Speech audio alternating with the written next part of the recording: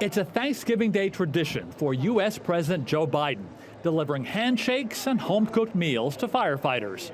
And while he's refrained from publicly criticizing Donald Trump since Trump won the presidential election, Biden did weigh in on Trump's threats that he will impose tariffs of 25% on all products coming from Canada and Mexico, two of America's leading trading partners.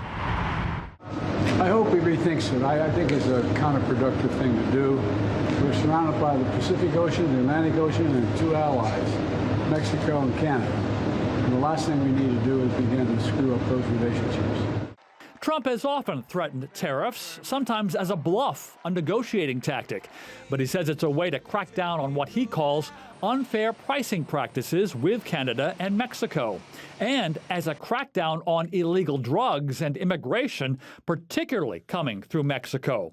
Trump spoke with Mexico's President Claudia Sheinbaum this week, but since then, the two are disputing exactly what was said on how to improve the situation at the border.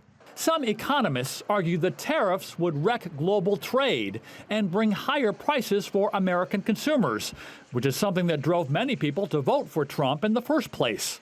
Meantime, in Moscow, Russian President Vladimir Putin, hoping to find far more sympathy from Donald Trump than from Joe Biden, praised Trump. It's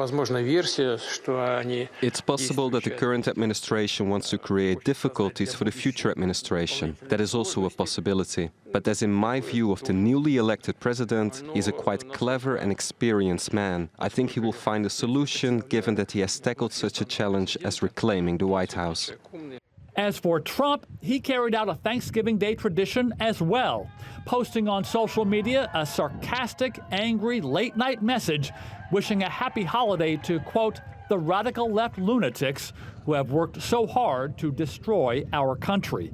Andy Roesgen, TRT World.